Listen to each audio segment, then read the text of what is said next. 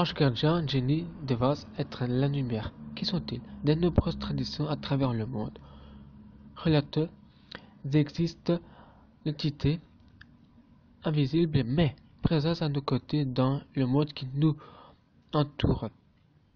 Les entités apparaissent cependant parfois ou ils se laissent capter par nos sens dans certaines circonstances, ce cas lors d'expériences aux frontières de la mort, lors de l'accident ou de circonstances tragiques. Ce genre de fait est aussi relaté lors d'expériences ou les versions mythiques. Une expérience qui peut tout autant se produire pour tout aucun d'entre nous dans la vie ordinaire. On les décrit souvent comme des êtres translucides, flamboyants ou auréolés, de lumière ou encore prédailles immaculées. De l'Antiquité à nos jours, le Moyen-Orient, on les découvre en premier lieu. Parmi les incroyables des peuples de Mésopotamie, plusieurs militants de notre être, mais là d'être véritablement la croyance et en les anges génies protecteurs enseignés à aucun d'entre nous à sa naissance. On le rencontre plus tard dans les écrits du peuple Israël qui deviendront la Torah.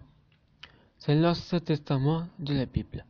Les chrétiens sont en part à son tour dans le Nouveau Testament, tout comme dans les cercles pré-chrétiens, comme les essentiels. On les dénomme alors Elohim, Erechant ou ange. Les dieux et les traversant l'histoire depuis les peuples de Persée ou de circulation d'Égypte jusqu'aux mythologies grecques et romaines. Les croyances similaires existent également dans les traditions hindouistes et bouddhistes sous la démonition de Deva. Les études célestes d'anges ou des dinges dans le Coran. Cet esprit chez les peuples amérindiens.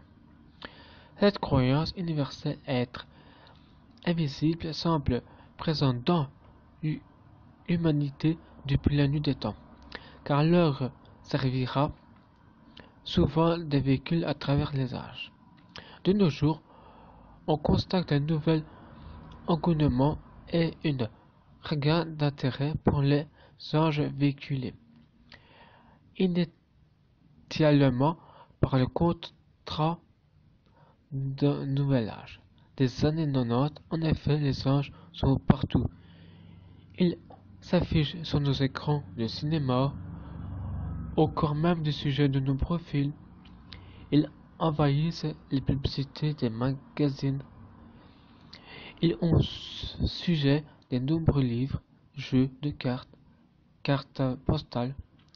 On les retrouve également en pendentifs, en statuettes, en parfum.